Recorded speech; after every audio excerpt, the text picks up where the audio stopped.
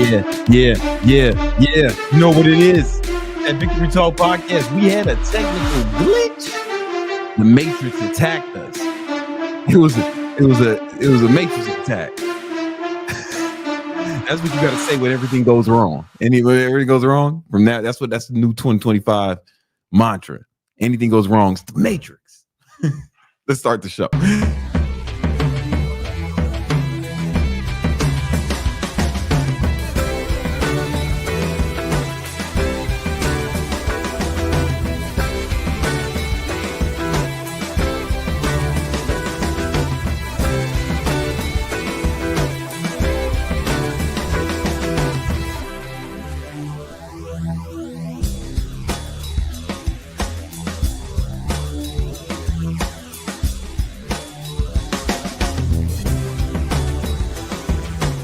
Yeah. You know what it is. It's the Victory Talk Podcast. Yeah. You know what it is, y'all. You know what I'm saying? As I said that, I said somebody might thought I was dissing Tate. I'm not. The Matrix did attack him.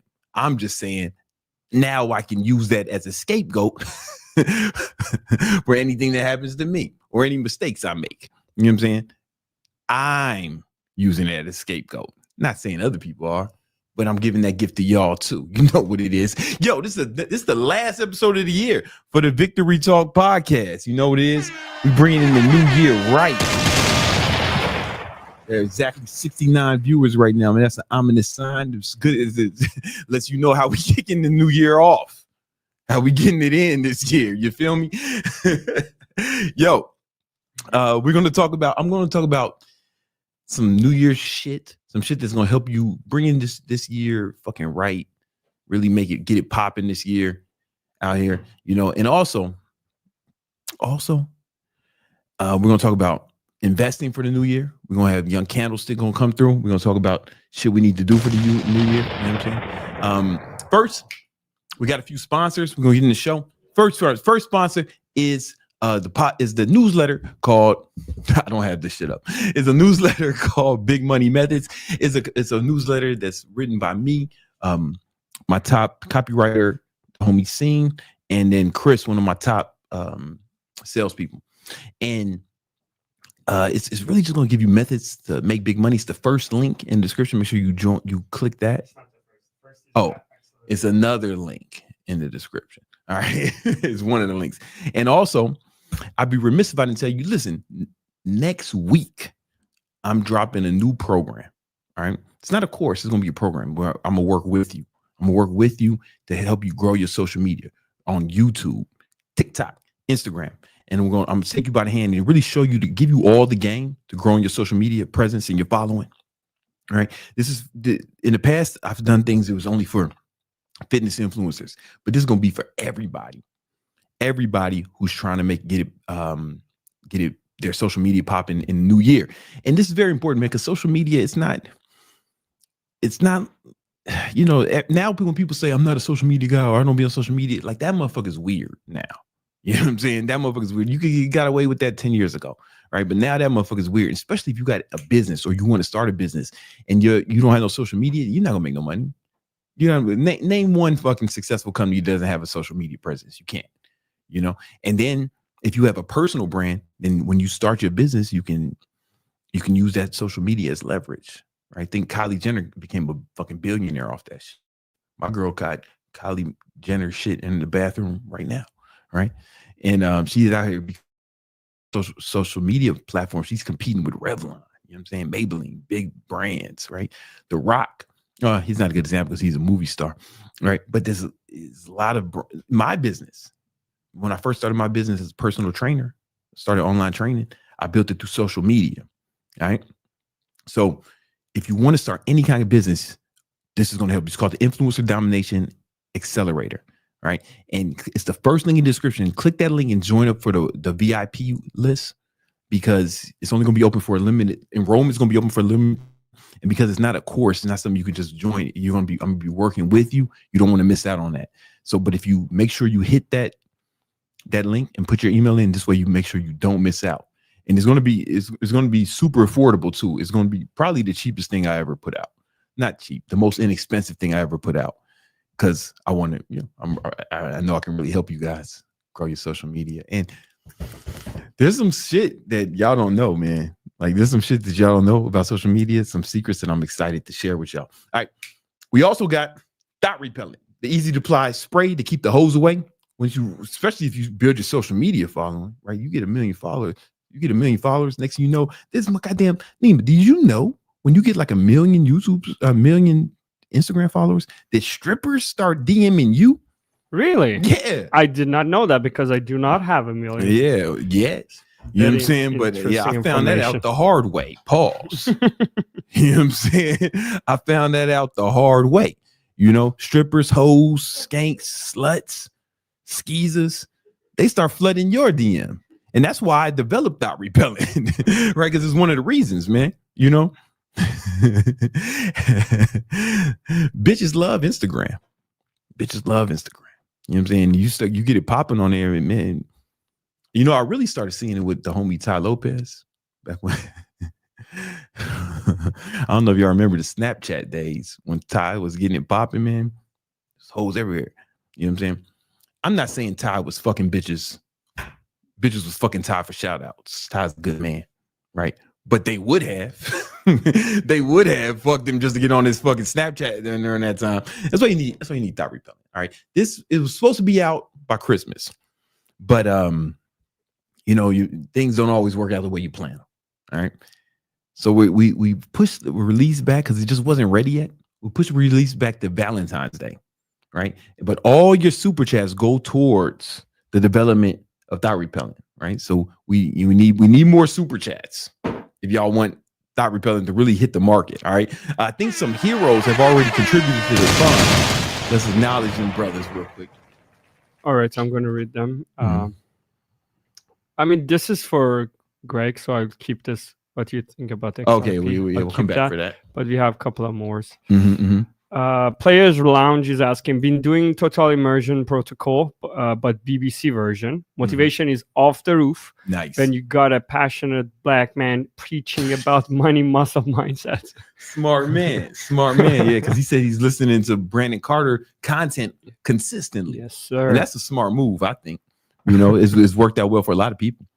Thousands. What else we got? You got the HVAC podcast. You motivated me to buy the best pass at Disneyland. It felt cool flexing on all the people who had to wait. Yeah. And I got more steps in. Cool bonus. So shout out to you, brother. Yeah, that's what I'm saying. Because you know, when I took my son to fucking Disney World, right? I used to always get Disney World and Disneyland mixed up, but you got to think land has LA in it. Land, LA. That's how you know it's not LA. And world has OR, Orlando. Anyway, that's how you know. And so I took my son to Disney World because I try to stay away from California. And and we got the fucking pass, the fucking, not the lightning pass, I mean the VIP shit. So we like hopping in front of motherfuckers with the lightning pass. You still got to wait with the lightning pass. It's just quicker. But we was way ahead of them motherfuckers. Then I took the little homie to Legoland. Yeah, they got a Lego theme park. I didn't even know that shit. You know, we fucks with Legos, man. We was building. We got that VIP class. We had a motherfucker walking us around the Lego park. We hopping in front of motherfuckers. And yo, we want to do that again. Motherfuckers still in line. Motherfuckers, we hopped in front of still in line. Nah, homie, you got to wait till we done. To me and the young and Prince Keto is done. You know? Run it back. You feel me? That's how you need the ball, man. So you can show your son how to stunt, how to flex. You know what I'm saying? Son was in motherfucking 6 years old in first class, man. Gangster shit. All right. I want to talk about how you can become. I got like 11 ways you can become a better man in the new year. Something we're going to talk about. Nima, do you got any New Year's resolutions? Yes, I do. What are they? I should tell them. Nah, you shouldn't. That was a test. You don't tell people your goals. Remember, we don't tell people your goals. Nope. The reason you don't, because Malcolm X said it in his autobiography. That way, if you fail or change your mind, nobody knows, right? But I also read the homie, what's the white science man? Huberman. Huberman. I was watching his White Science podcast, and he was talking about he had some nerd on there with him, and they were talking about how on a psychological level, when you tell people your goals, there's like almost like a release of the tension, and you're actually less likely to statistically less likely to accomplish them if you tell people. So keep that shit tucked in, man. Keep that shit tucked in. Hey, but whatever your goals are, we're gonna help you do it in the segment we like to call Real Talk.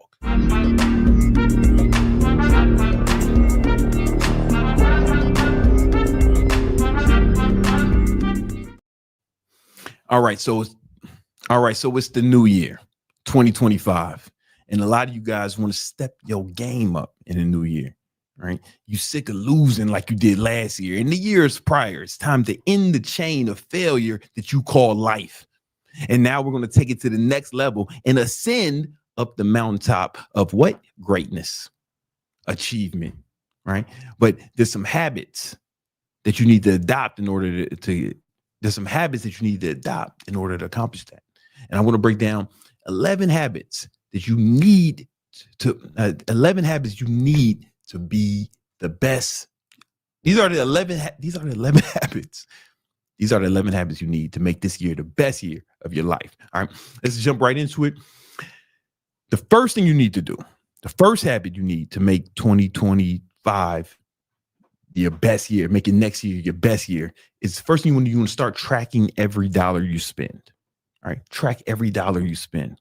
And there's some reasons behind it. Now, I've been doing this for 15 years. You can watch old videos from me from 10 years ago doing live streams. And I was telling people that I track every dollar I spend and every dollar I make in a software called mint.com.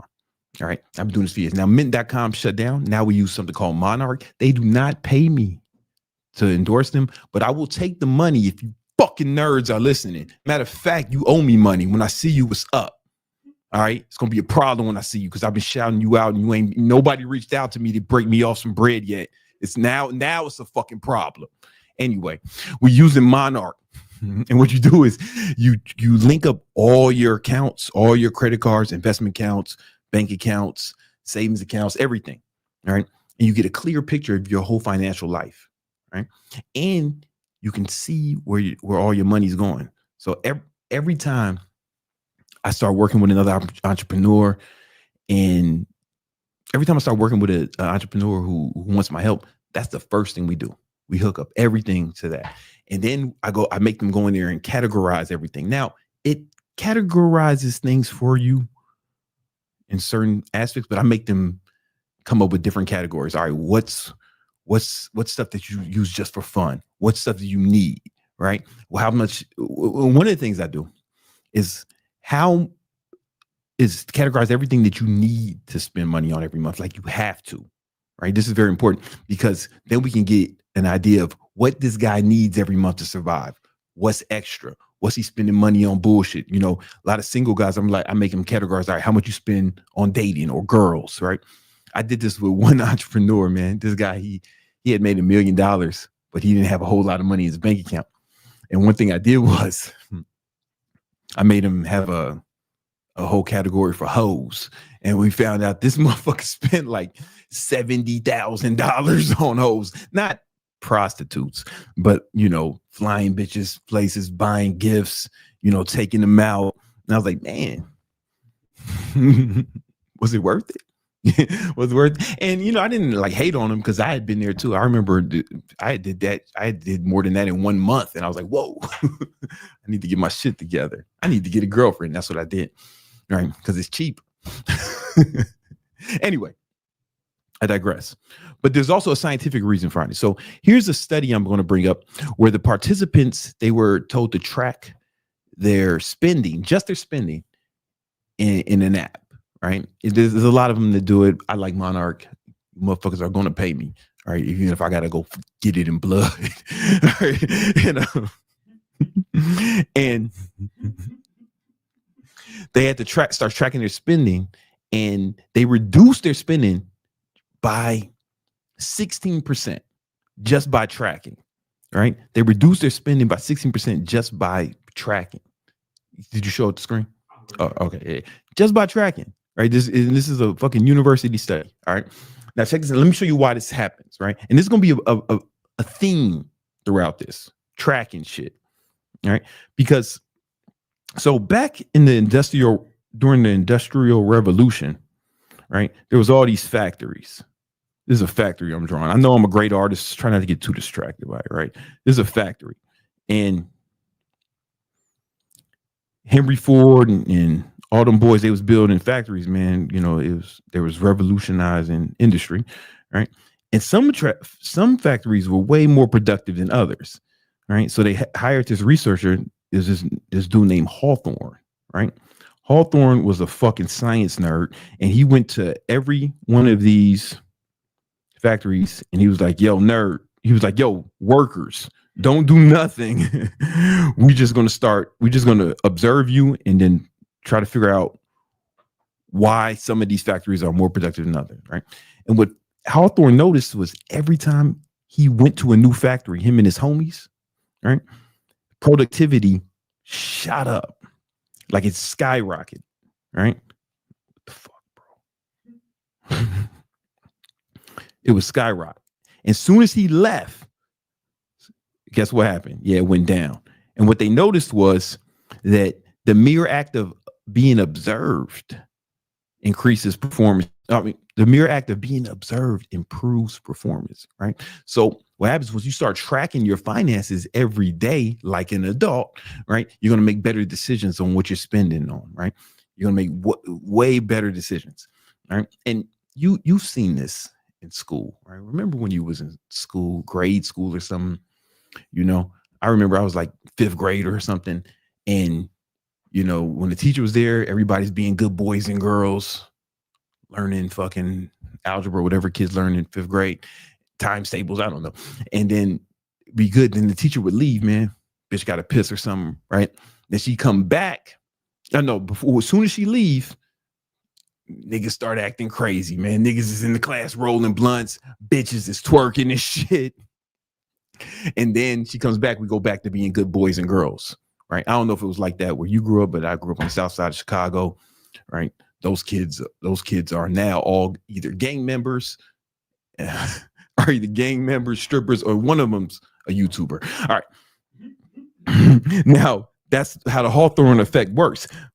With this, you're the observer. Once you start tracking stuff, you are the observer. So you improve performance, right? And there's studies to back this up. It's not just me saying it, right?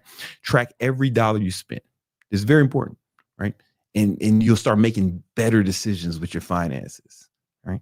And this is very important because to get rich, especially if getting money, financial wealth, abundance is a goal you set for yourself for the new year and beyond, the only way to get rich is to make more money than you spend and invest the difference, right?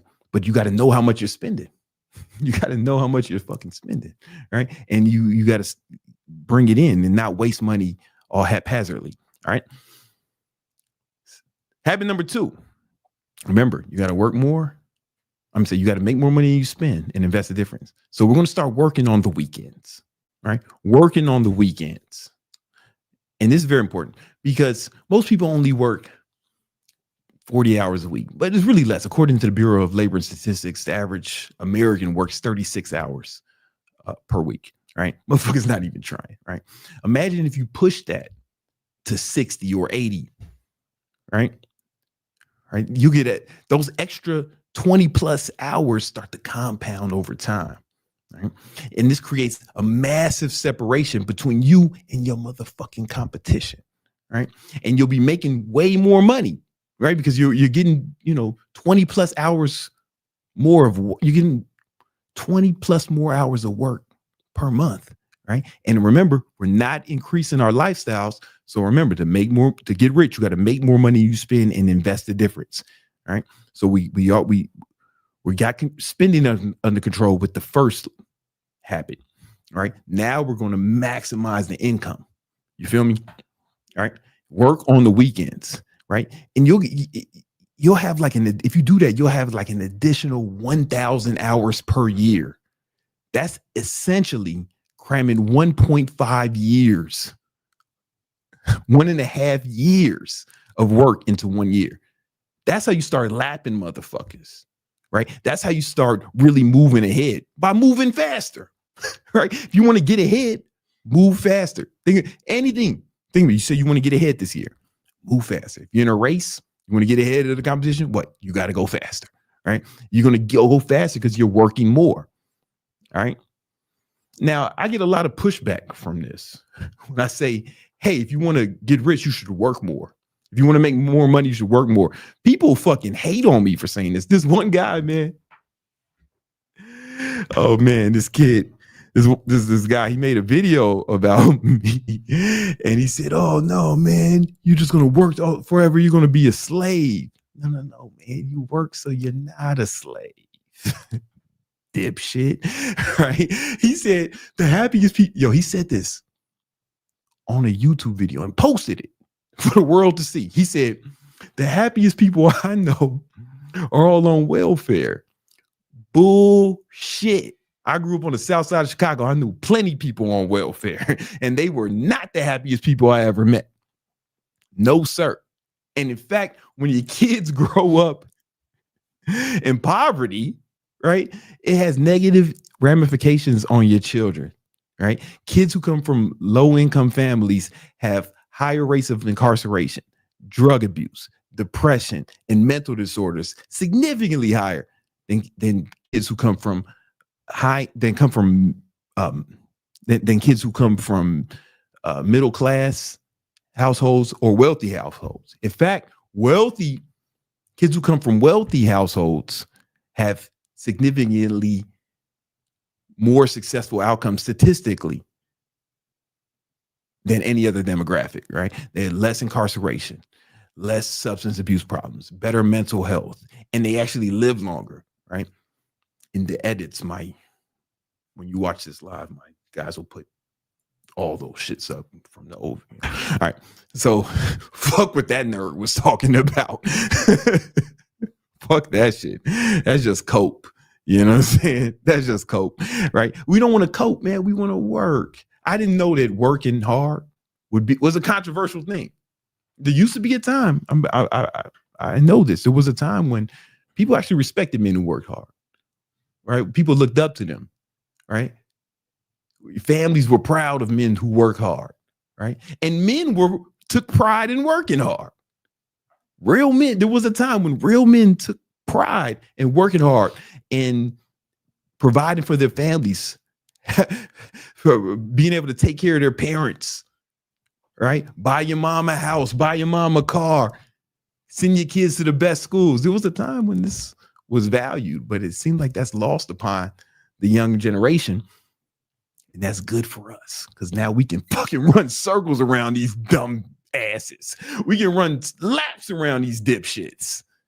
I hope that video he made goes viral and more motherfuckers drop out because it's gonna make it easy for us to succeed. The more motherfuckers who subscribe to that bullshit. All right.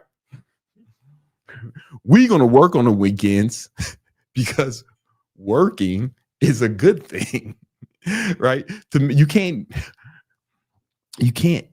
When people say they don't want to work, it's like, oh, don't you understand? Like, if you work for yourself or another business, that business is providing some service or product for other people. Right? Even if you're a fucking bus driver, man, you're helping people.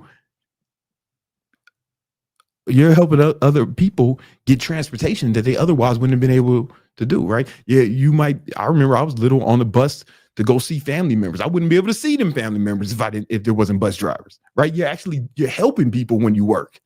That's the only way you can get money.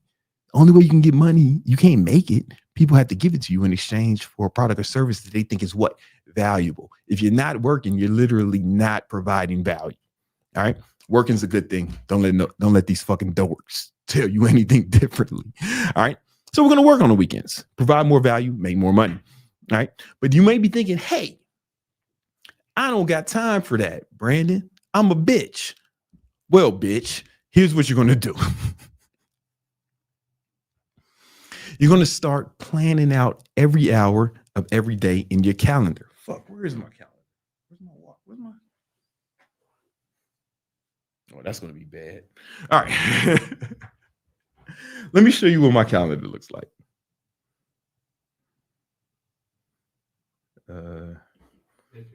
No, don't show it. I'll just lift it up. I plan out every hour of every day. Every hour of every day is planned out. And this, I'm telling you, this is the cheat code of life. If you do nothing else, if you learn nothing else from this video, do that. Start planning out every hour of every day. Because when I tell people to work more, excuse me, they say shit like, oh man, I don't want to neglect sleep or my health or my family. I don't want you to do that either. Right? You got enough time to do all that shit. You're just squandering your time. You're just squandering it. Right? How do I know that? Well, if you're not planning out every hour, every day, you're leaving so much success on the table. You can get so much more done each day if you plan it out, if you choreograph it. Right. So I know I have it in here when I'm gonna wake up, when I'm gonna go to bed, when my meals are, when I'm gonna work out, when I'm gonna be with my girlfriend, when I'm gonna see my son. Like I plan it. I plan everything. You get what I'm saying? Me and my son was in fucking Disney World with the passes that allowed us to jump in front of everybody, even the dorks with the lightning pass think they doing something, right? We got in front of them too. But I planned out my calendar. Oh man, we're gonna spend a week at the Magic Kingdom. You know what I'm saying? And we did that. And I planned out the days I'm gonna spend with my son. I planned out the time I'm gonna be with my girlfriend, my family. I planned out the time I'm gonna work out. I'm planning out the time I'm gonna eat. You know, you motherfuckers are not busier than me. You don't run a business with 40 employees, right? You got a job, bro. You get the clock out. You got more time. I'm telling you, you're not busier than me. You know what I'm saying? And unless you got like 15 kids, 15, 16 kids, then you can still plan out your days and you'll get more time. You might not have as much time as me or as much time as someone else, but you'll have more time. You'll be able to find more time to accomplish your goals, right? Plan out every hour of every day in your calendar. This is crucial. I have a whole nother video on it. We'll link that somewhere in the fucking other one. So you can check it out exactly how to do it. But man, once your day has structure, one, you'll notice that you'll get more done, obviously, right? You'll be able to accomplish more, right? If you do that every day, then you'll run laps around motherfuckers. But also what you notice is your days will be more fun. I'm gonna tell you a story. There was a time when I worked for a moving company. And I remember, you know, some guys would try to do as little as they can when they work for the moving company. And I had a few days like that in the beginning. Those days were the worst. It was way more boring and more arduous when I was doing less. But then I kind of realized how important the job was. I was like, oh man, these people are trusting me to pack up everything they own, put it in the car, and drive it to their new home where they're going to raise a family and live. And this is an important job. I'm taking all this person's belongings. They're trusting me to take all their belongings and put it in a new place, right? And I started taking pride in the work. And I was like, I'm going to do this job the best I can, right? The funny thing is it became more fun, right?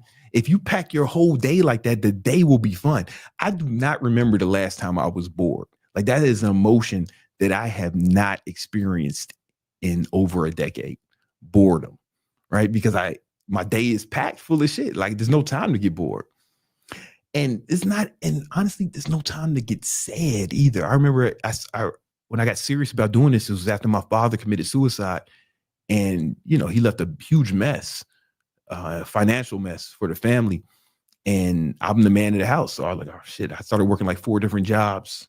I've told the story before, but I was working like 4 different jobs to help dig our family out of this financial hole we were in. Because, you know, you blow your brains out, you don't get life insurance, motherfucker. Otherwise, people do that all the time. It'd be a cheat code, right?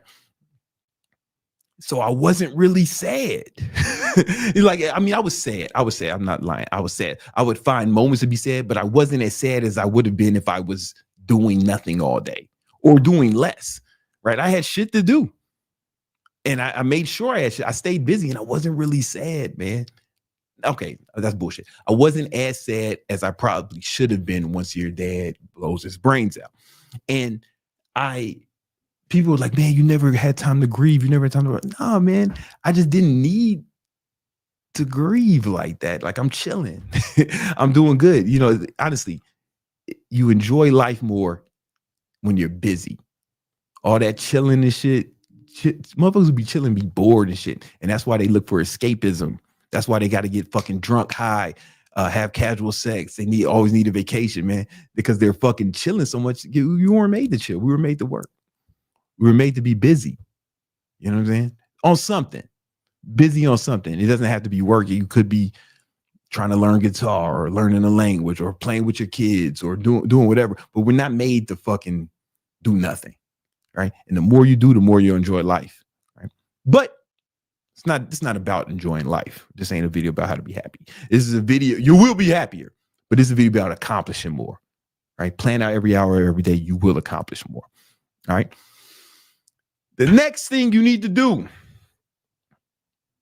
the next habit you need to make your next year your best year is start tracking your fucking macros. This is going to go back to this tracking thing. Tracking improves performance. Let me show you something. I brought the study up before, but shut the fuck up and listen to it again. All right. So this is a study done by Duke University. All right. And what they did is they had a bunch of fat boys. All they did was have them track their macros and calories for 3 months. They didn't give them no diet plan. They didn't say, hey, be in a caloric deficit. They didn't say do intermittent fasting, Mediterranean diet, keto, go vegan, none of that shit. They just said, hey, fat boy, just fucking track what you eat instead of putting anything in your mouth like a whore, the way you've been doing your whole life. That's all they had told them to do. They didn't give them a workout plan or nothing. All right. And on average, the participants lost 5 pounds in 3 months. Now, 5 pounds in 3 months is not a lot, right? Until you remember they had no fucking diet plan. They had no workout plan. They didn't make any. The only change they made was they started tracking their fucking calories. All right. And check this out. Remember, you become, when you are observing yourself, when you're tracking, you are the observer, like the Hawthorne effect. And what happens is these people start making better decisions. Like, oh, maybe I'm not going to eat that fucking cake if I can't track it. Maybe I'm not going to fucking do all that bullshit if I'm tracking it. Right? It's very important. Start tracking your macros. And then now, if you want to lose weight, this is why it's really important, because losing weight is just math. I'm going to get it off of here for a second. All right. So let's say you were tracking the shit. Let me bring up, whoa. Sorry. Okay. This is the example I got. Let's say you were tracking this shit, right? And you're tracking how many calories you consume every day. I'm like, okay, man, I'm doing like 2,500 calories a day. Not bad, right? Let's say you had a goal too. You were trying to like lose weight. 2,500 calories. That's how many calories you're consuming each day. Now, let's say you take it to the next level. You start tracking how many calories you burn each day. So what I do is I wear this thing. It's called the Oura Ring. Right? You can also, the Apple Watch does this. I'm sure the Samsung watch does that. Or yeah, but you can do it at Fitbit or the Whoop or whatever. All right.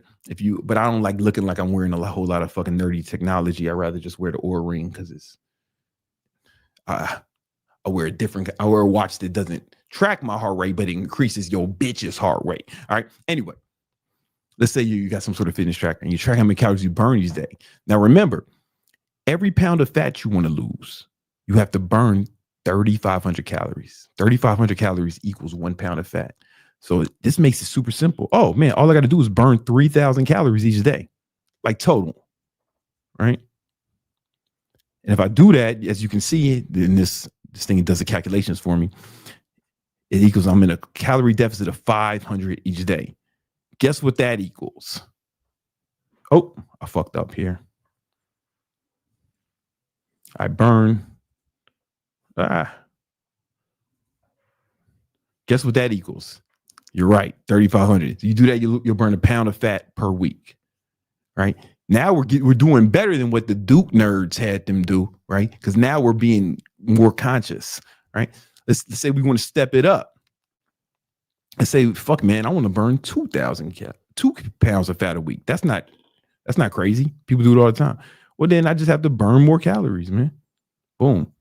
Let's go with I gotta burn 3,500 calories per day, which is not a fucking lot.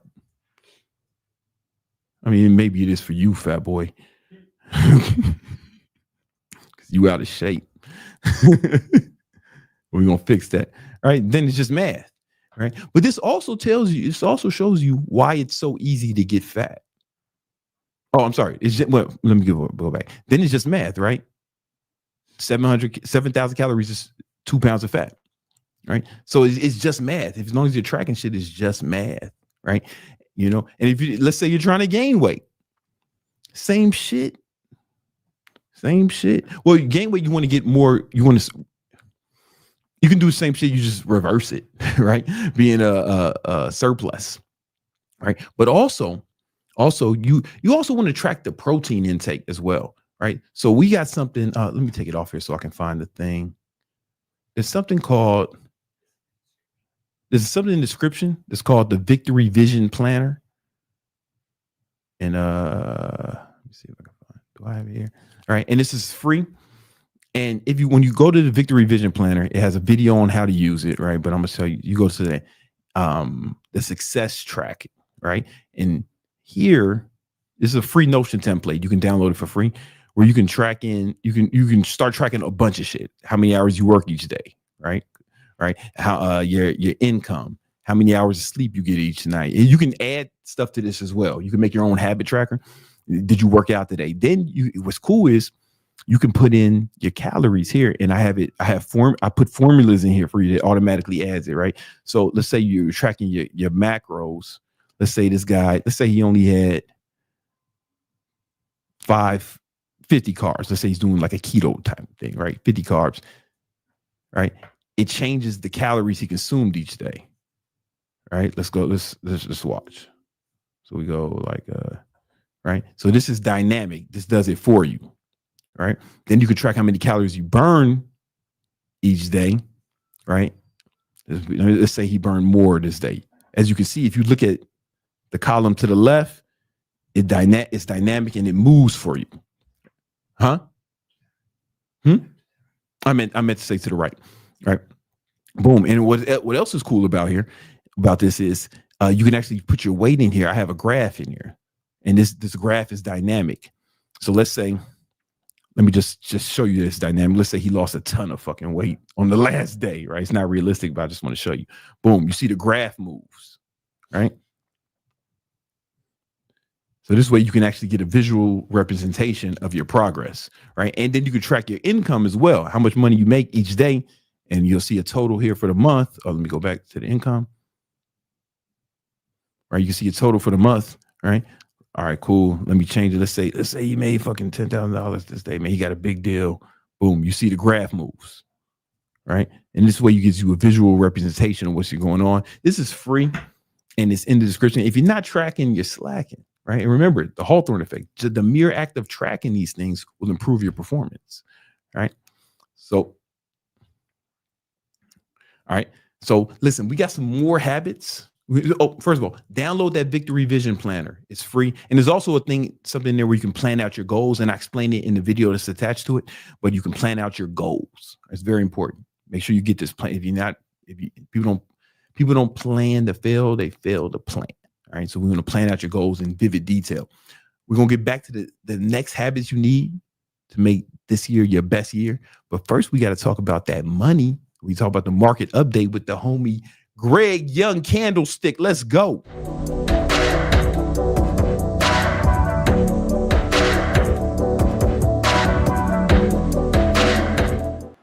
What up, player?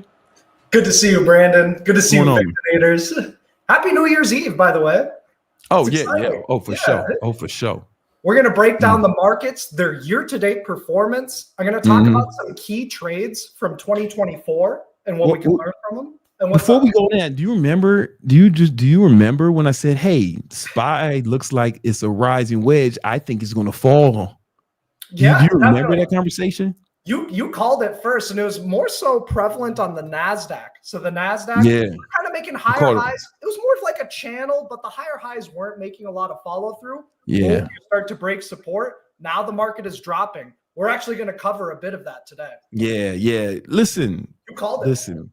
Man, once again, I'm right. You have a really good like bear radar. Like you have like a feeling when like the market's gonna drop. I should call you Brandon Burry. You know, I'm like Brandon Burry, man. And also like the hoes started talking about it. That's how you know. Like that's when the hoes start talking about any sort of investment. That's how you know is we're in a bubble. It's gonna pop some. I knew crypto was gonna start. What'd you say? Christmas, and I was like, oh man. Yeah, your sister was telling me about it. Yep, it's time to get out. You know what I'm saying? Yes. You know what I'm saying? When the strippers start posting about Bitcoin, it's time to get out. It's time to get out, man. We're in a bubble. Short that motherfucker. All right. Yeah. We're gonna break down some of the markets and what might be happening next. So S&P 500 actually finished the year up 24%. That's so that wild. means if you put in 100K into S&P 500, you would be up $24,000. Pretty cool. Easy money. Easy money. If you take a look at the NASDAQ, the QQQ, this is up 26% year to date. So if you put in 100 grand, you'd make $26,000. Come on. IWM, man. Though, a laggard, IWM's only up about 10% year to date. So if you put in 100 grand, you'd only make 10 grand if you put it in IWM. Now, here's what's important because because the IWM is the Russell 2000. That's where most of the stocks are, right? Exactly. Yeah. And that's a sign of breadth. How many stocks are participating in the rally? How many stocks are not participating in the rally? Basically, what happened was a bunch of big cap tech stocks took over and stole the show for the overall market. They stole the show, man. They stole the show. And that's where we get into the SMH. Guess how much the SMH is up today? How much is the SMH up? 40% year to date. Jesus Christ. 40% if you just bought the SMH ETF. This is a and that's the that's the ETF that tracks the semiconductor sector, right? Yep, exactly. So think of stocks like Nvidia, AMD, Intel, Micron.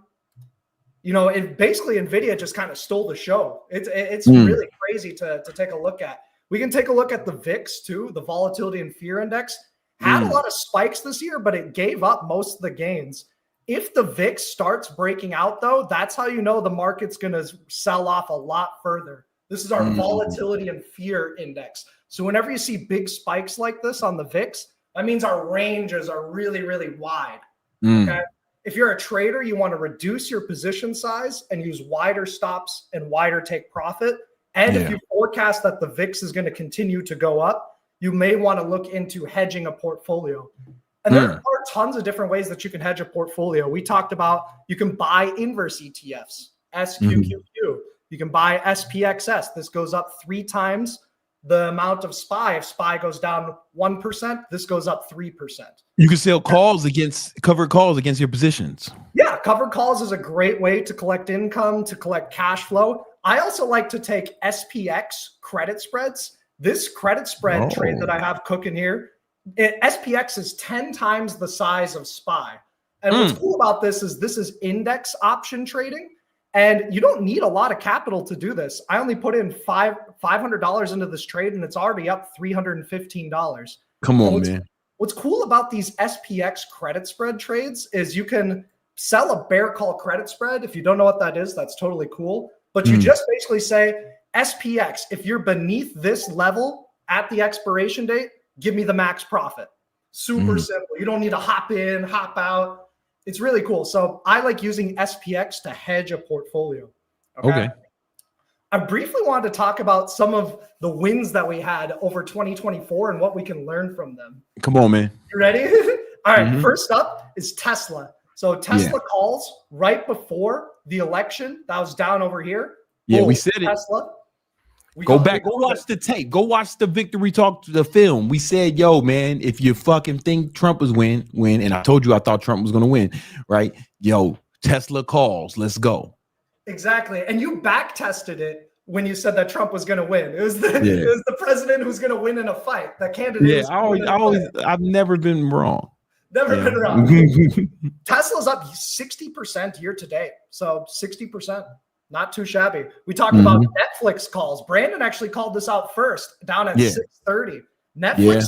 Guess how much Netflix is up year to date? How much? 40. 84%. No fucking way. 84% Netflix is up year to date. I know, right? That's crazy. Google, we talked about Google calls down here at 150, Google calls over here. Google is up 37% year to date. So all of these have been outperforming the SPY. This is what's been pushing up the overall market.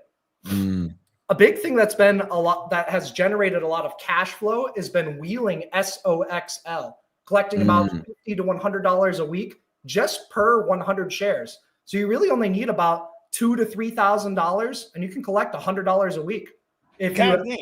I know if you pick an ETF that can stabilize or go slightly higher. So that's SOXL wheel. Disney. I was adamant about buying Disney calls down here at 93. It was in a downtrend, and you kind of have to forecast and get ahead of it before it really breaks out. But Disney's up 24% year to date. So right on par with the S&P 500. We talked about ET, energy transfer. Yeah. Called this breakout. We even made a leap call option video stating that ET was very likely to break out of this range here from 16. ET, energy transfer, is up 50% year to date. Jesus. And that's one of my biggest holdings. I know, right? Hey, congratulations. Yeah. Hey, come on, man. You know, we victorious. It's a good stock. One trade that I took earlier this year was actually Neo puts back over here. So Neo is like a shitty China EV maker, and Neo is actually down 50% year to date. Nice. So if you can just be bearish on a few weak stocks and bullish on some of the strongest stocks, that can set you up for a really, really good year. Okay. Another big trade this year was on Microsoft calls through this pennant breakout right over 430, take profits near like 440. Microsoft is only up 13% year to date. So it's been a laggard. It's not bad, but it's not amazing, you know? Yeah. And Microsoft is, you know, starting to potentially break down. You know, I briefly want to go back to the SPY. If the SPY really breaks underneath today's low, it could potentially sell another 1.5%, but potentially even test the 200-day moving average. So if we're breaking these support levels, Q1 of 2025 may be bearish. So you want to know these hedging strategies, and you may be surprised if your stocks are dropping because most stocks follow the broad market. So NASDAQ could drop potentially, you know, 4 to maybe even 7%. I do think it finds good support at the 200-day moving average. Okay. So that's another one. We talked about just wheeling like Mara, wheeling CLSK. I'm out of these wheels, but those generated good returns. You know, Bitcoin's up 90% year to date. And that's even after its recent sell-off. Yeah. Wow. Bitcoin looks bearish underneath 90,000. So if you see it breaking underneath 90K, it could probably dump, you know, 20% down to this 74,000 level. Okay. Otherwise, it's just neutral right over here. And it's bullish if it can break above and hold above 100K. Yeah. So just wait for those key levels, and that'll give you an indication of what might happen next. Earlier this year, I wheeled the WBA down here in the 8 to 9 range. And that wasn't a huge gain, but you know, you can bottom pick some of these stocks that are undervalued and may get a little bit of a bounce. And, you know, sometimes the hottest stock is not always the best stock. That's kind of the lesson with that. Earlier this year, I've been talking about how gold is in a bullish longer-term uptrend. So if we take a look at the max time frame chart, this is the monthly chart. Each candlestick represents 1 month of price action. Gold is in this monthly consolidation range where it's building energy. If you see something go sideways for a while and then it breaks the top end of that range, that's a buy setup. Yeah. And gold had multiple months of upside. Gold is up 27% year to date, outperforming the S&P 500. So that's GLD. Guys, we want to know more about this too. We join the free Discord. I got free courses in there on. I got one called the Money Mindset course. I got a fat loss course in there, especially if you're trying to get ripped for the new year. It's a fat loss course I used to sell for $200. It still burns fat, even though it's old, and I got it to you for free. And me and Young Candlestick, we in there all the time giving y'all advice on it, you know, on this and other stuff, right? You know, just free game. You know what I'm saying? So make sure y'all join. And if you want to trade with us, you want Greg's live trade alerts, and we do live trading. We trade live every morning. You know, tell Greg you want to join Victory Trades. Just go on the Discord and hit up Greg. Young Candle says, y'all want to join Victory Trades. Oh, and we ain't never going to be in there asking you for Bitcoin and no shit like that. Those are scammers, and we kick we kick a new scammer out the Discord every day. So like, go straight to Greg. All right. Yeah, definitely. We don't ever DM you first. And if you ever want to test us, ask for a voice note. It's super fast. Yeah. Greg will send a voice note or fucking, you can send a video too. You know what I'm saying? Yeah. Like, but it's like, we would never ask you to make, to just know that when you go to Discord. Anything weird like that. Like, yeah, man, I ain't never in my life asked anybody for any fucking cryptocurrency. And I never will. Let's go. If it's too good to be true, like Brandon Carter messaging you first, it's probably not true. I like your style in the Discord, man. Yeah. Yo, if you give me all your Bitcoin, I'll flip it for you. Yeah, it's not gonna work. We don't do shit like that. Hey, man, I really fuck with your fucking Discord. That cartoon Discord icon you got, that shit is hard, man. I want to give you an opportunity. No, we don't do that. Yeah. No. I'll also say there are free trade ideas in the trading channel. Like one guy, he's in HTT. He's like, hey, what are you in? Are you in this UNG call? I said, I'm long the February 16th call on UNG. And I even gave him the take profit order too. Here's what UNG did that next day. Come on, man. 25% gain. Here's what Let's get this money. Did. Join the Discord. Let's get this money, man. You get free trades up in there. Let's go. $127 turned into $413 the very next day. Come on, man. Right on that UNG call, free trade idea, free trade alert, whatever you want to call it. Fuck UNG, with the homies. We talked about this on the Victory Talk podcast on Thursday, how natural gas was starting to form this rounded bottom where it's not selling off anymore. Yeah, rounded bottom, you know, and you want to grab those, you know, so it's easy money, you know, and it starts to break the top end of that range, breaks out, holds, and then boom, there's that launch pad. So moving forward on natural gas, I am still bullish. I gave it a $20 price target on Thursday when I was on the Victory Talk podcast. We hit $19.50 just literally yesterday. So if UNG could maybe come back into this like 1580 area, you could look at potentially selling like cash secured puts. So that's a potential trade idea. You know, 1550 strike cash secured puts. You can get a good, maybe 2-3% gain, guaranteed gain if you commit to buy the shares at that price level. That's what's up. Free trade idea. So UNG still looking. I think you got a super chat, Greg. Oh, let's check it out. I gotta run and get. I'll be right back. Go pee. I got this. What's the super chat? What do I think about investing in XRP? That's a good question. So let's check it out. Let me just quick pull this up on TradingView. So last time we talked about XRP, it was nearing a breakout level, but I did say wait for a potential pullback and support area. And remember that big altcoins can follow Bitcoin. Bitcoin's kind of like the leader. Think of Bitcoin as like the motion in the ocean. So if Bitcoin's strong, altcoins tend to perform very well. If Bitcoin goes through some weakness, those altcoins will probably get hit harder and a lot harder. So keep an eye on Bitcoin, but also we can take a look at XRP USD. Let me just type in USD. There you go. XRP US dollar. And so here's XRP right now. If we take a look at this, this is on the weekly time frame right over here. And so XRP looking okay. You know, in terms of investing in XRP, you kind of want to wait for a bounce of support or a break of resistance. So a bounce of support would be if it comes into 1.22, $1.20 per coin. That could be a potential entry point. So move down, bounce. There's your buy setup. If you're investing, you don't use stop losses. If you're trading, you may want to use a stop loss.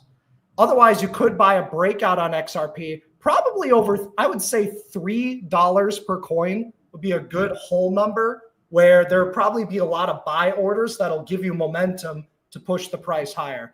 But as of now, I would just wait. You know? We got another super chat over here. What's my opinion on CONY? Hold long term, great dividend payouts, right? Yeah, so all of the yield maxes tend to pay really big dividends. You sacrifice a bit of growth to collect that monthly cash flow.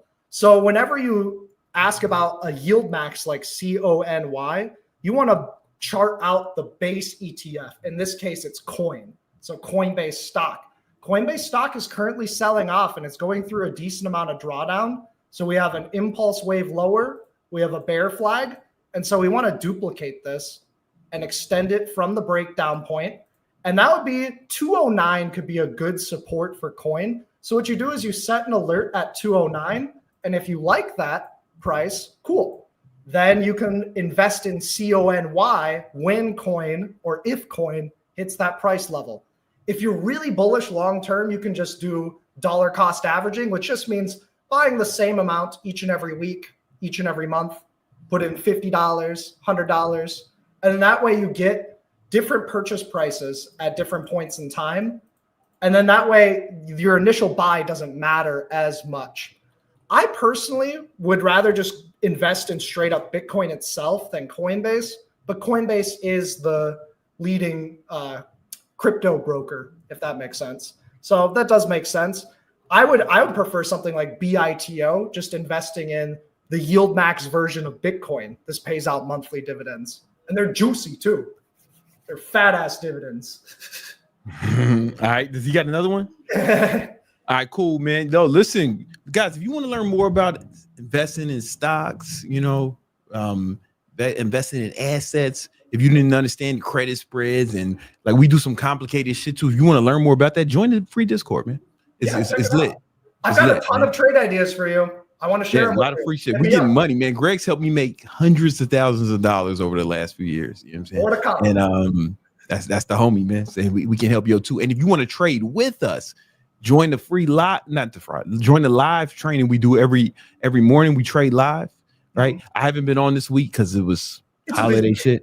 Yeah, but I'm gonna be back on. You better believe the market's closed tomorrow.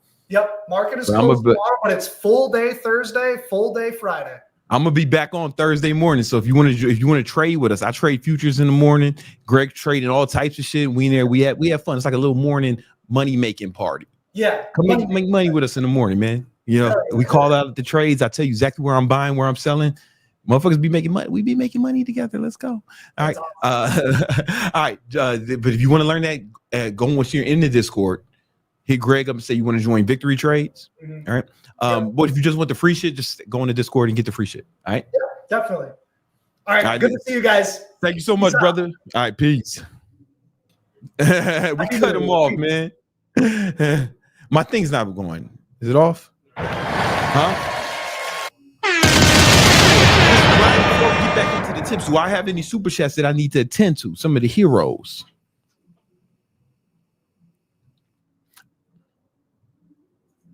All right, we got Caro asking, when scaling an online business and starting to hire people, what's the order you recommend between appointment setter, closer, video editor, CSM, etc.? Well, that's going to depend on what your area of expertise is, and it's going to have something to do with your business. You know, for me, my first hire was a video or the homie Harry out there in London. Shout out to him, man. He probably drinking tea. It's already New Year over there, right? Yeah, he in the future now. Harry in 2025. You know what I'm saying? But he was the first one because social media was such a big part of our marketing plan, right? And I knew if I had someone to edit the videos, which took so much time, I could pump out way more content, right? So that was my first hire. It may be different for you, right? So if you already have, you know whatever the roadblock is what you hire for first.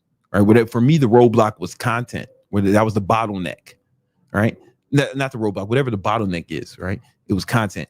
But, you know, there's been other times in my business where we pumping up so much content, getting so many leads that the bottleneck was appointment setters. Right. Then we had to get that. Or then it really just depends. And it's going to be the bottlenecks would change. Right. So if you increase your content, then appointment centers will probably be next. Right, that's going to be the next bottleneck, and then you're going to have all these appointment settings. You're going to have closers, and that's going to be next, right? And then you're not going to have. Then it's going to be fulfilled. You're going to have so many new clients. How are you going to fulfill them all? Then fulfillment is going to be your bottleneck, and it kind of just keeps going like that, you know. But those are good problems to have, you know. And listen. The reason that the video editor was my first hire is because I knew that the more content I put out, the more money I would make because I get more leads. Right. And, you know, next week we're dropping a program. It's not a course, it's a program. I'm going to work with you and coach people on how to grow their social media, Instagram, TikTok, and YouTube. All right. Show you how to grow it, really how to blow it up. Right. So you can start, getting more views and more customers. Right. So this is for anybody who has any kind of business or someone who wants to start a business. If you want to be an entrepreneur and you don't have a personal brand, you really fucking up. Right. It's probably not going to happen in 2025. Right. It's probably not going to happen in 2025 unless you have a personal brand. You know what I'm saying? And like only the old legacy businesses can get away with that shit, right? But even Apple has a huge social media following. You see, how many of y'all, like everybody who watched the Apple event, y'all watch it on YouTube, or you see what happened on Instagram, right? So it's not the future, it's now. You get what I'm saying? So make sure you click the first link in that description. Join the VIP waiting list for Influencer Domination Accelerator, right? Because it's only going to be open for a short period of time, and it's not a course, so it's not something you can just buy anytime. It's going to be a program where I'm going to work with you guys, but you don't want to miss it out. That's why you got to get on the VIP list. You don't want to miss the window. It's going to be open, all right? Because once it's closed, it's like, hey, man, you might have to wait till we open it up again, and I don't know when that's going to be, all right? So you do not want to miss out on this. Click the link in the description. Join the VIP wait list, and it's going to be super affordable. It's going to be the least expensive thing I ever put out, but it's going to be super valuable for anybody who wants to start a business in any field. All right. David is asking, good evening, sir. Can you confirm the brand of your desk bike? Is it Flexi Spot on Amazon? Yeah, that's the one. It's the Flexi Spot on Amazon. I got both of them. You're going to see two versions. There's one without a desk attached to it, and I roll that up to my standing desk. Sometimes I stand. Sometimes I sit on the Flexi bike. Sometimes I'm working on the Flexi bike pedaling, right? Then there's another one. I got the other one on my balcony, and that one has a desk on it. So it's a desk bike or dike, right? And I keep that running right out here on my balcony, and it's dope. I got two bikes, and then I got another regular old exercise bike. I got mad bikes in here, they're breeding. What else we got? All right, we got Nas. How to hit 110 hours focused work weekly after working 90 hours? My work lacks quality. Any tips to maintain social skills working that much? Like what I've seen, I've never seen somebody consistently, I'm talking about months or years at a time, work more than 80 hours a week. I've never seen it. I'm not saying it hasn't happened, right? Maybe just like the slaves did it and shit, but in the modern age, I haven't seen it. 80 hours a week seems to be the most I've seen someone sustain. You get what I'm saying? I've been doing 80 hours a week for like 15 years. You know what I'm saying? And I love it. I love what I do, right? And hopefully you love what you do too. That's another thing. If you love what you do, it's not as arduous, right? So I hope you guys can all find something you love. That way you enjoy putting in that much work. And if you enjoy putting in that much work, then you'll put in that much work and it'll be easier for you to succeed and win,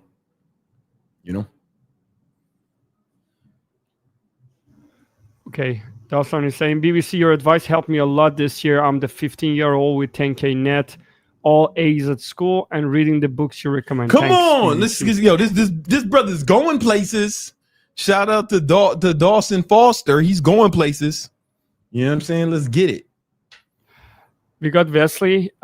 He just threw some money on it. And he actually... he probably forgot to put his... Probably. Yeah, it'd be like that sometimes. So he says, I'm 23, went to college, but flunked out. What are some alternative routes besides college that I can make more money, and I'm also Black American? I too am Black American. Maybe that's why he asked me. Stands to reason. That's why he came to me to the best one. All right, and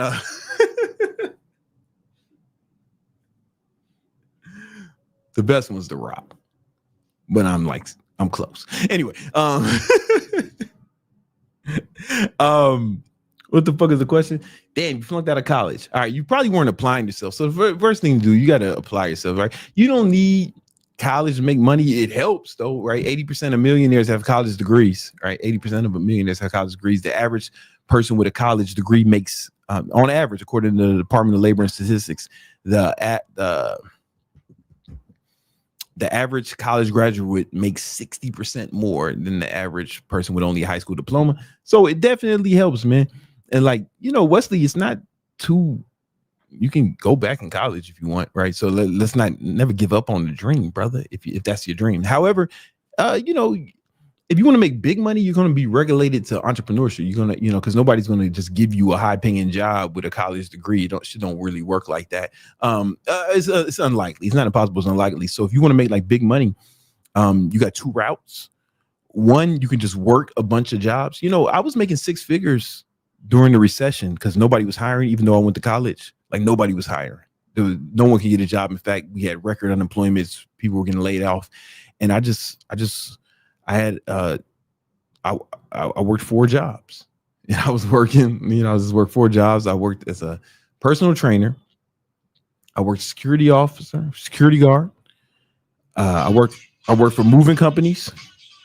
And then on the weekends, I managed a restaurant in Queens. And both those years I made 6 figures, right? Just working regular jobs, you know. So you could do that. You just got to work more, you know. And then you got to invest. You have, again, the key to getting rich is make more money than you spend and invest the difference, right? So if you put $2,000 in the S&P 500, which has an annual return on average of 10%, you put $2,000 in that every month for 20 years. At the end of 20 years, you have $1.3 million, if my math is right. $1.3 million. So you can get rich just where it's just going to be more arduous and laborious, but you know, you can do it, you know what I'm saying? Those are your paths. Or you start another business, but you're still going to be working crazy hours, start a business, because most businesses fail, like just statistically. And to put the odds in your position to succeed, you're going to have to like work super hard, you know? Yeah, good.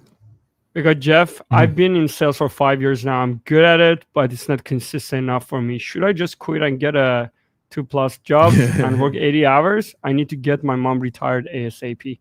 Shout out to you, Jeff. I would need to know more information, right? Are there other salespeople at your same position making more money? Maybe you just need to get better. You know what I'm saying? Like maybe you just need to improve, right? And maybe you can put those hours in there. And like, I don't know what kind of sales you're doing. I don't know if you're getting enough leads. But that's something you got to ask yourself. Are there people at that job who are making the kind of money you want to make in that organization? Right. And if you're good at sales, then maybe get a job, maybe get a sales job somewhere else, you know? But if you were really and I don't mean this in a disrespectful way, Jeff, but it sounds like if you were as good as you say you are, you would already be thinking, hey, if this organization is not working for me, then I'll just get a sales job somewhere else. And if you were really good as you said you were, then, you know, motherfuckers would be trying to steal you. You know what I'm saying? So it might be just stick at this shit and try and work on getting better. Because sales is one of the best jobs you can be in, brother. You know, because I mean, I know salespeople who make, you know, like you can make $1 million a year doing just sales if you're really good, like income. You know what I'm saying? Not contracted, you know. Depending on organization, depending on the skill level. You know, I paid my top salesperson $400,000 last year. You know what I'm saying? Cash in his pocket. You know what I'm saying? That's pretty good, man. You know what I'm saying? All right. Let's get back to the habits you need to build to grow your mother to fucking make money in 2025.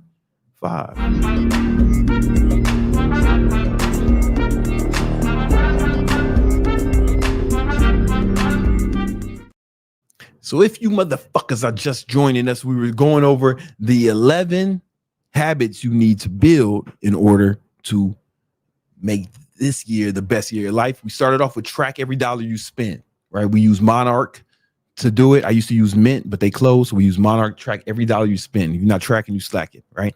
Work on the weekends. Start working more, man. Start work on the weekends, man. It's not fucking playtime. This ain't fucking recess. You know what I'm saying? Work on the weekends. And you can still hang out with your kids. You can still do all this shit. Just plan it. You know, you don't have to work. You know, work on the weekends, my nigga. All right. Plan out every hour of every day. This way, when you're working so hard, you still make time for your family, for your friends, for your health, and any recreation you have. You can actually plan. If you want to have more recreation, plan that shit. You know, put it in your calendar, right? And the fourth one, I lost count. But the fourth one was track your macros. If you're not tracking, you slacking. All right.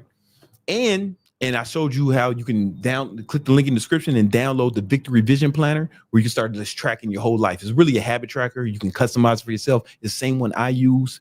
And when I coach people, I make them track that too. So I give you a version of it for free. All right. The next thing you need to do, the next habit you need to build in order to make this your best of your life, is you want to start reading at least one book a week. Read one book a week. All right. And let me show you the reason this is important is because, it accelerates your learning curve. All right. One book a week, it'll start to compound over time. So I've been reading 2 books a week for a long time, but I took a speed reading course when I was very young, so I can read a little faster than you. But like, read one book. It doesn't matter if it's an audio book or whatever. Just consume a whole book. And books are better than YouTube. I fucking hate when people say, man, I'll just watch YouTube videos or fucking blog posts or whatever, you know what I'm saying? Or listen to podcasts. It's not the same, dipshit. All right, it is not the same, because I'm fucking freestyling this video. I have some fucking notes, but I'm freestyling. A book, for example, this book I wrote here, Ultimate Cuts. You see it on Amazon. It's the one with like 4,000 5-star reviews. It's only 100 pages, but this shit took like almost a year for me to write and perfect, right? Because it's consolidated collection of thoughts, and it's more well thought out than my fucking YouTube video, right? If you see my boy Ryan Holiday, that's the homie, right? Ryan, it's the homie. He autographs the books when they come out and sends them to me. Just don't worry about it. It's not a big deal. Don't worry about it. And anyway, when he has videos about how he writes his books, it's fucking months and months of research. So much goes into a book. Motherfuckers are freestyling podcasts, bro. It's not the same information, And these YouTubers are putting out fucking YouTube videos every week, or motherfuckers like me every day. It's good information and it's helpful. It's not the same as reading, brother. And there's some guys who say, man, I never read. I'm just rich, right? And maybe they're smarter than me, right? But if they're smarter than me, then they're smarter than you. All right, that's for goddamn sure. Or they're fucking lying, right? Well, it's easy to just pretend you're the man. You know what I'm saying? You didn't learn from no one else, right? That sounds cooler. But nah, man, you gotta read. Elon Musk, he reads all the time, and he's a genius.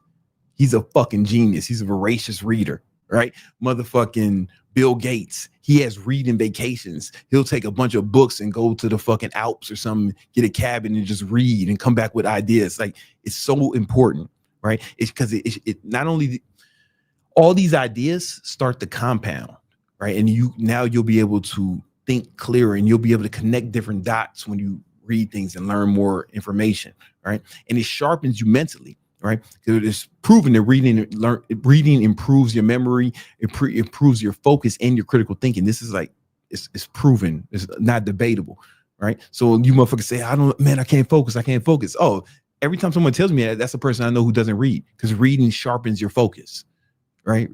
So even aside from just learning, the training of reading, right, it enhances your problem solving ability, right? Because you're going to get, the books offer different perspectives, right? And it expands your ability to solve complex problems, because now you have more reference points, right? And you've been exposed to different perspectives than just your dumbass friends or your poor mom, right? You know what I'm saying? Right? You wonder why you can't think of no good ideas, because you're only talking to your dumbass friends and your whore mom, right? What you need to, you can actually get the thoughts and the experience of experts. And one critical thing you can get is their experiences in a book. Anything you want to learn, somebody's done it already, and they probably wrote a book about it. You know what I'm saying? The reason they wrote a book about it, because they were fucking paid to, right? They're financially compensated, and they should be. And they wrote a book about it, right? For example, Ray Dalio was one of my heroes, somebody I look up to. He runs the largest hedge fund of all time. And he wrote a book about how he solves problems and his principles of life, right? He's a goddamn billionaire, right? So I get the benefit of all of his experience without having to go through the fucking drama he went through. Because experience is the best teacher, but it does not have to be your experience. I'm gonna repeat that because it's lit. Experience is the best teacher, but it doesn't have to be your experience, right? You can capitalize off other people's experience. You get what I'm saying? Read one book a week. And sometimes people say, man, if you read that much, how do you retain it? Every time someone says that, oh, you don't read, nigga. You worried about the wrong shit. Let me ask you a question. When you watch a fucking movie, do you remember every word of the movie? No, but you know what it was about. You can tell me the plot, right? That's what reading is a book about. You're not going to be able to recite this shit verbatim, right? But and that's not the goal. Your goal is to get the principles and the overarching ideas and then build that into your lexicon of ideas, right? And this way you'll be able to bring that experience that you got from someone else, their experience, into your problems that you're trying to solve or your life. You get what I'm saying? Like, this is very important. This is very important. All right.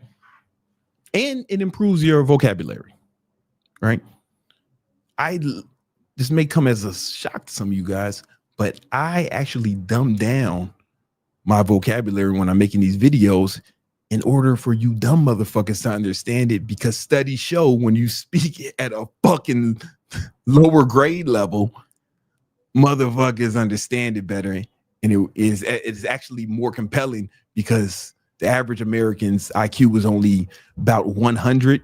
Fucking dummies, right? That means that half of the population is to the left of that bell curve, right? So I got to talk to everybody, right? But if you want to be smarter, it's going to improve your vocabulary immensely. All right. And that's also why I curse more too, right? To grab your fucking attention, because you motherfuckers have the attention spans of a coked up goldfish. Most of you dipshits can't even wait for the microwave timer to go off without checking your fucking Instagram. So sometimes I curse or add comedic humor, as well as dumbing down my vocabulary in order for you goofy motherfuckers to understand it. All right. The next habit you need to incorporate in your life is start taking cold showers, right? Start taking cold showers. And it sounds like some, I say that at the risk of sounding like a budget David Goggins when I tell you that, but I'm not doing that. I'm not telling you to do this so you can be tough, right? I don't need you to be a fucking G.I. Joe, right? There's real data as to why cold showers are beneficial. For example, people who take cold showers actually get sick less. That's right. That's right. So there was a study where they had the participants take cold showers for 90 days. Only some of the participants take cold showers for 90 days. And then what they noticed was the people who took cold showers got sick significantly less after that and during the time. And here's a study, basically the effect of cold showers, health, work, randomized control, right? That they called in sick a lot less, right? So it improves your immune system, for one. You may have heard in the past that, oh man, when it's cold outside, I get sick, or no, temperature doesn't make you sick, dummy. That's some shit. That's an old fucking wives' tale, right? If temperature made people sick, then everybody would catch the flu after they did a fucking cold plunge, right? But viruses and bacteria make you sick. The reason people get sicker in the winter is because we spend more time indoors with each other and we're spreading viruses and bacteria amongst each other more effectively. And people get less exposure to the sun, right? And the lack of vitamin D lowers people's immune system, causing them to get sick more. I haven't been sick in 8 years, right? And I think a part of that, not the whole reason, but a part of that is I take cold showers. I take cold shower every day, right? But I didn't start taking it for the immune system. No. I started taking it because it actually improves your mood. So a lot of people don't notice I was diagnosed with, or a lot of people notice I was diagnosed with bipolar 2 when I was younger, and I had to do certain things to regulate my mood. And a lot of that comes down to regulating your hormones, the neurochemicals that are going off in your brain. Because all an emotion is, I don't want to get too complex, but all emotions are just collections of different neurochemicals going off in your brain, right? Dopamine, epinephrine, oxytocin, serotonin, things like that. Different combination of these is what an emotion is, and that's all it is, you know. So from a neuroscience, so I approached my bipolar from a neuroscience perspective, and one thing I wanted to do was increase my dopamine levels. And there are studies that show this. Well, let me accept the cookies. Well, this is not the study I wanted to show you, but this is another one. So basically, cold showers are treatment for depression, and this is one. Actually, cold ice baths was one of the first depression treatments before the drugs and pharmaceuticals were invented.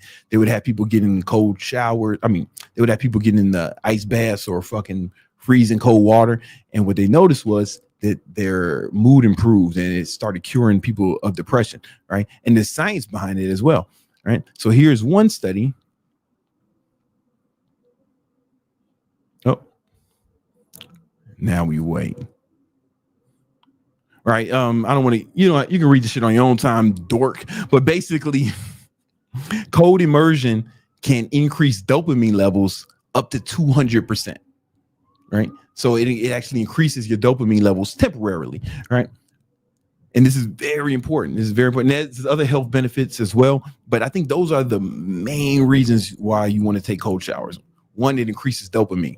If your dopamine increases, you'll be in a better mood, you'll be happier, and you'll have more drive. Dopamine, when people say, man, I'm just not motivated, that's somebody with very low dopamine, right? When your dopamine levels are high, you're super motivated, you're ready to get after it, right? So you need to increase dopamine with cold exposure. So I'll take cold showers every day.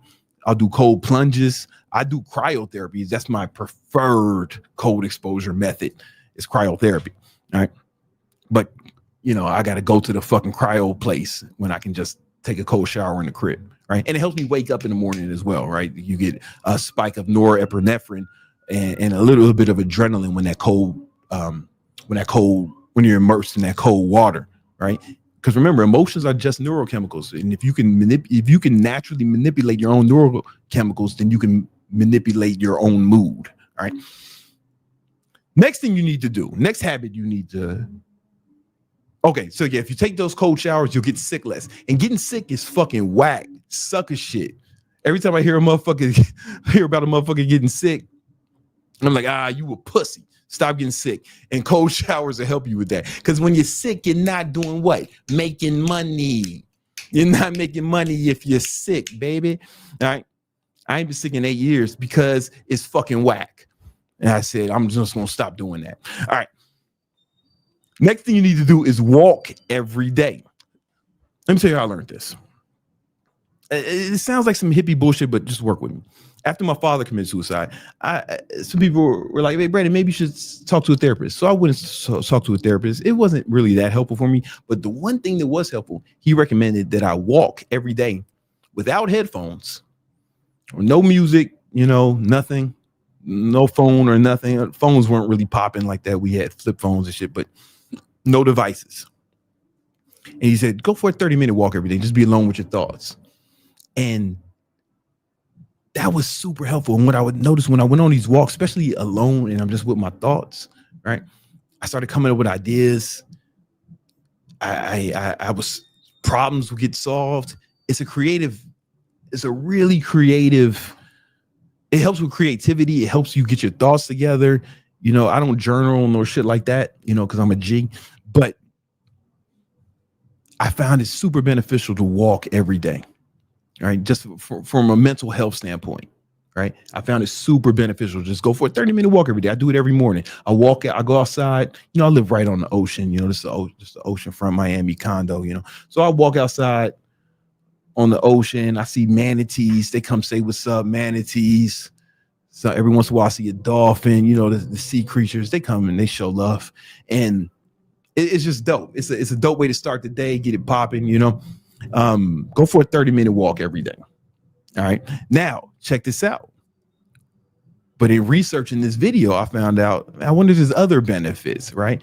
So basically, in this study, people who walked for 20 minutes a day outside had 43% fewer sick days, right? So here's the immune response, because it improves your immune. They noticed that study, it improves your immune system. So this is probably another reason why I never get sick. You know what I'm saying? Well, I never get sick. All right, this plus the cold showers. Another reason I don't get sick. This is not advice, what I'm about to tell you, but I've been doing keto for 8 years. And studies show that ketogenic diet improves your immune system. When they put animals on keto, they live longer and shit. It's lit. Anyway, but this will help you, man, because remember, getting sick is whack. All right. Next habit, get a trainer. Get a trainer. If you're struggling with your weight, or if you're struggling with getting the kind of shape you want to get in, get a trainer, man. And if you never had a trainer, at least even if you know how to work out, get a trainer for a year. Right. For my story, you know, when I first started working out when I was 16, I was reading, you know, magazines. We didn't have, the internet wasn't really out then, but I was reading magazines and reading books, which are probably better than the internet, on fitness. And I was making progress that first year. But then I went home for one summer. I was in military school, right? So I went home for one summer, and there was a friend of the family, this guy named Aaron Muhammad, and he was voted #1 trainer in Chicago. And he was a friend of the family, so he like trained me for the summer for free, you know, just because he was showing me love. He like kind of took me under his wing. And during that time, I made so much more progress than when I was working out on my own, right? And I learned so much that I took with me, right? So every time you want to, if you have a goal that you're serious about, you should get some sort of coach or some sort of trainer to help you with it, because there's things about it that you don't know. It's called unconscious incompetence, right? So there's a few things, right? So check this out. This is the competence quadrant, right? So there's unconscious competence. There's unconscious incompetence. Sorry, I'm having trouble with my pen. All right, there's unconscious incompetence. This means the stuff you don't know that you don't know, right? Then there's conscious incompetence. All right, you know that there's some stuff you don't know, right?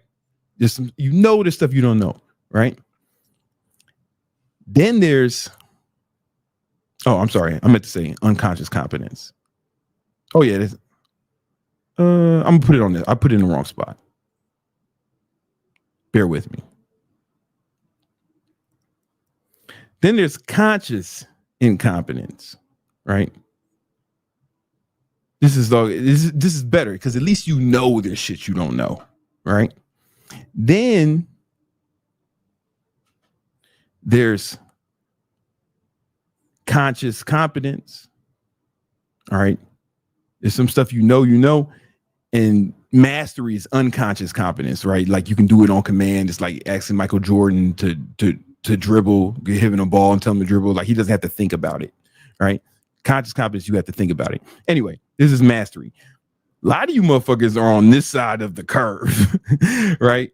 Where you think you know some shit because you watch some fucking YouTube videos, but when you get a real trainer, someone who's really working with you, they're going to show you stuff that you didn't know, right? They're going to notice things in your form, or they're going to notice things in your training, that imbalances you have that you don't even know that you don't know. At least get a trainer for a few months.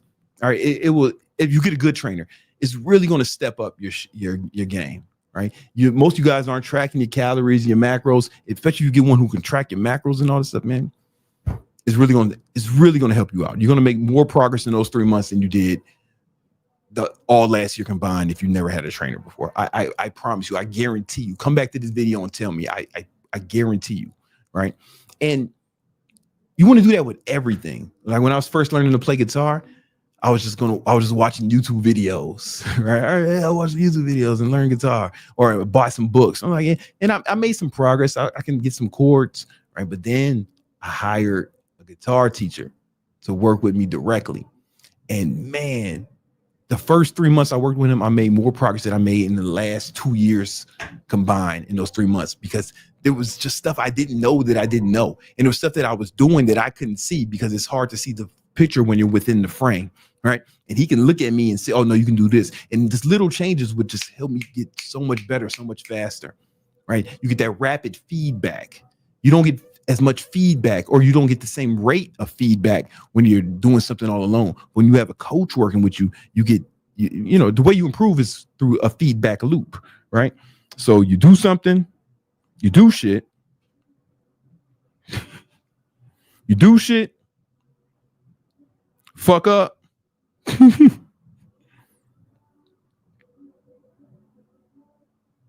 fuck up, right? Then you get feedback.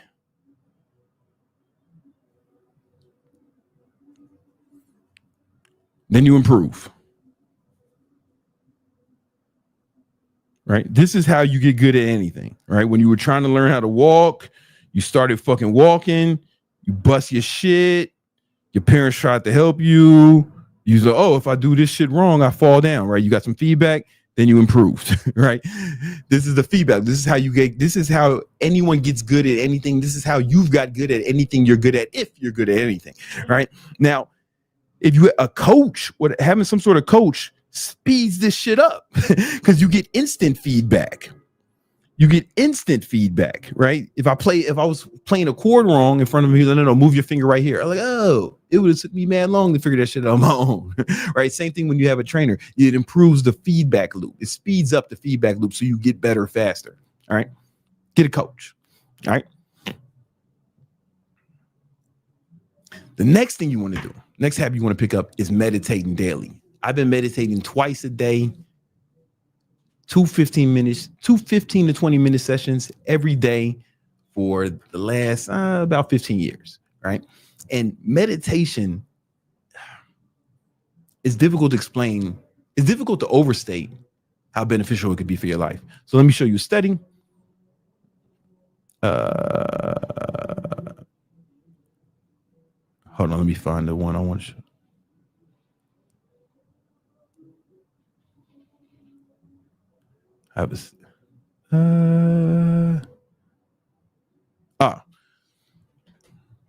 So here's a study that showed that after 8 weeks of mindfulness meditation, this is an academic study, what happens was the participants increased the gray matter density in their frontal lobe. And that's the part of your brain that makes decisions, right? You know, your neocortex. This is where logic comes from. Human beings have a bigger neocortex, right? So that allows us to create things like language, to build civilizations, to make YouTube videos where other animals struggle in those endeavors. And if you can make that part of your brain more dense, you'll be more logical. You'll be able to make better decisions, right? And less of a fucking spaz. And there's another study that shows, let's see if I can find it. There's another study that shows, I can't find it. Oh, damn. There's another study that shows that we'll find it later. It was done by Harvard University that showed after 8 weeks of meditation, the participants' amygdala started to shrink. The amygdala is the part of your brain that makes you a fucking spaz. This is where fear, anxiety, and stress comes from. It's like basically your fight or flight. This is where your fight or flight response is, right? So think about this. 8 weeks of meditation. After 8 weeks of meditation, your frontal lobe is going to be more dense. You'll have more density. Science shows, right? Which means you'll be more logical. Your amygdala is going to shrink, which means you're going to be less of a fucking panicky ass spaz, right? How can that not improve your life, right? How can that not be improved? How can that not improve your life? I can't think of any endeavor where being more logical and less emotional, less of a spaz, wouldn't be beneficial. You know, it's gonna help you in all areas in life. And I see it all the time. You know, sometimes I'm at the plane station. I call it the plane station. I'm at the plane station, somebody in the flight to get delayed, and people yelling at the fucking plane waitress. I'm like, yo, man, it's just a plane waitress, man. She don't control air traffic control. It's not her fault, right? Right? They're yelling, spazzing out, having a fit, and I'm cool as a fan, right? I mean, it's inconvenience for me too, but I'm not being a child about it because I've been meditating for 15 years. I see people spazzing out all the time. Like, if you can't handle stress, if any little thing knocks you off course, it's going to be super difficult for you to do anything important in life, right? How are you going to have employees and shit if you're a spaz? What kind of boss are you going to be if you're a spaz? What kind of parent are you going to be if you're spazzing out and you can't be logical, right? What kind of man are you going to be if you're spazzing out like a woman all the time, right? Be calm. Stay calm. It helps you. This is one of the reasons why I'm so much cooler than you, right? Because I've been because if 8 weeks of meditation will do that for your brain according to studies, imagine what 15 years does, right? Right? It's going to really help you with your life, right? And the next habit you need to adopt to make this year the best year of your life is to start tracking everything, right? That's why I got a habit tracker for you to download in the description. It's called the Victory Vision Planner. You can start, what you want to do is you want to use it and start tracking everything. And you can modify it to add more areas to track. Did I show it to him already? I'm gonna show it to him again. Victory Vision Planner. Yeah. So basically you can come up with a habit tracker and start tracking things, right? Because remember we talked about before, right? When you are being observed by someone else or yourself, studies show that your performance improves, right? And then it just gives you data, right? So bang, you can actually add more things to track, right? And you can take things away if you want. The only things I wouldn't take away with the habit tracker is I wouldn't take away the income, because this graph is dynamic. So just keep that there. Otherwise the graph won't work, and keep your weight here. Otherwise the graph won't work, right? But then there's another part of the Victory Vision Planner, right? So you can basically plan out your goals, right? So we go to the action planner, this part right here. And now this is just dummy data, but you put any goal you have for the year in these columns. Put a goal in each column, right? And then you put every step for the goal. Every step, you put down every step in detail, right? And you can go in here and add way more stuff to the step, you know, but you want to put a deadline on it. Put a deadline on every step. Most motherfuckers be like, oh, I plan my goals. Like, did you plan out every step and put a deadline on every? No, then it's just a fucking wish, homie, right? And this is free, right? So once you have every step of all your goals planned out with a deadline on each, then what you can do is you can look here at the progress. So now we broke all these down into steps. And you can see where you are on each step with the progress tab. And once you start something, let's say, I started this just now. Boom, I moved that over to in progress. And you can see where you are in the goals, right? What gets done when something's done. Oh, I did that. That's what's up. Let me move it over here to done. And you can do it like this too. You can move it over here like this, or you can do it like that. Now here's where it gets really good. Because remember I said you're going to put a deadline on every step. Now you have a tab here where it's like this month. Oh, this is the thing. These are the things I have to do this month to accomplish my goal. So it's all the tasks that you have to do this month. And we had the same thing, not started, progress done for this month, right? This is where you break your big goals down into steps. And then you know, oh, if I do all these things this month, I'll be right on track, right? Then you can go here, bring it down a little more to this week, right? Oh, I only got to do this. Is the only thing I got to do this week to hit my goals. You get what I'm saying? It's very important. And then you can always change the date if it doesn't look like you're going to do it or you miss it, right? But this is very important, like to actually track this shit, man. Track this shit. Really plan it out and track it. If you don't do this, I don't know how you motherfuckers accomplish your goals without doing this. I've been doing a version of this for decades. Oh, I know how. You don't. That's how you ended up watching videos about how to accomplish your goals. How about we change this shit? Download the free Victory Vision Planner. It's a free Notion template. All you got to do is hit the link in the description, download it. It's 100% free. All right. Oh, I also have another video on how to use this, and we'll link to that one too. Matter of fact, my video editor is going to put it up here somewhere. It's gonna be right here, I think, or here. I don't know how it works. All right. Any other super chats?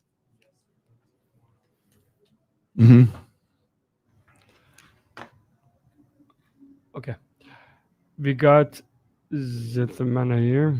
The man here. Hey BBC, I leveled up since 2018. My 6th year in sales, I made 240K. I did all training, mindset, books, hard work, meditation. 5 guys beat me. The top rep made 400K. How do I level up? My goal is 1 mil. I love my job. My fault. I missed it. In sales? Oh, yo, first of all, congratulations, brother. That's what's up, man. That's what's up, and thanks for the super chat. Yo, have you tried total immersion, the total immersion strategy, right? That's what. Yeah. Well, it sounds like you're on your way, brother. You know what I'm saying? It sounds like you're on your way. The top one made 400K. You know what I would do is mimic try to mimic what they're doing as much as possible, right? But get even more trainings. Like you're never done. You're never done. Find out what they're doing differently, right? And I don't know if your sales team's data is public. Mine is, right? But see if they're getting a better show up rate than you, because it might be simple as that. See if they have a better close rate than you, or if they have a better or if they're getting more leads, or if their no-show rate is better. Like, look at the data at that point, right? Look at the data and see where they're beating you, and then go super hard on improving those things, right? So if it's lead flow, then figure out a way to get your lead flow up to par with them, right? If their show rate is better than yours, then you got to go this viciously attack that problem of increasing your show rate, right? If their close rate is higher than yours, I don't know if your company lets you, if we record all the calls here. If you could listen to some of their calls and see what they're doing differently, you know what I'm saying? That may be helpful, and or get more training. But I think you got to find out what the bottlenecks are between you and then what's the difference, and it's probably in the data, right? And if the data is not public, man, ask the close manager, and the sales manager would tell you. If you say, hey man, I want to get like these guys, man, what are the metrics they're hitting that are better than me, right? And then get vicious about improving those. All right, but yo, shout out to you, brother. Listen, I gotta go, man. This has been another episode of Victory Talk Podcast. We do this every Tuesday and Thursday at 7 p.m. Eastern Standard Time. Make sure you join the VIP list for the accelerator. Yo, hold up. Yo, what's up, man? How you doing? How you doing? Yo, man, somebody just asked me how to he made 250K last year, and he said the top guys made 400K. How can he get to that level? What would you mistakes that he's making, because the more mistakes you make in sales, the less likely you're going to seal the deal, right? Football, sports, less the team that makes the least amount of mistakes typically wins the deal. Because he's not on mic. This is Jeremy Miner, man, one of the best. You know what I'm saying? He said. You tell him one more time so you can hear it, because I can't say it as good as you, man. No, so typically as a salesperson, you want to eliminate mistakes that you're making now, mistakes that trigger uncertainty in the prospect's brain. That's why somebody gives you an objection. That's why they don't buy, is because they have a lack of certainty about what you're offering can actually solve their problems, whatever they have, and get them the results you're promising.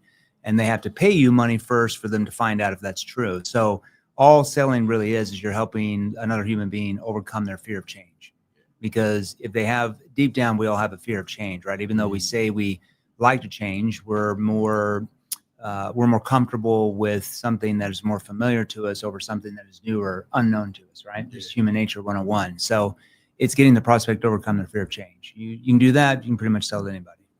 What you need to do is get you to Jeremy, get in link, start following his content, maybe even get in his program. Yeah. This guy is the best. Like, no bullshit. You say that randomly. Listen, most people don't do anything as good as this guy does sales. Not only does it, but teaches it. Because some people can do it and can't teach it, right? So it's like he's out.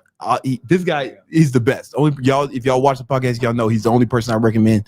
So get in touch with. Just have him follow me on Instagram. They can always reach out. Hit him on Instagram. All right, we're gonna get up out of here, y'all.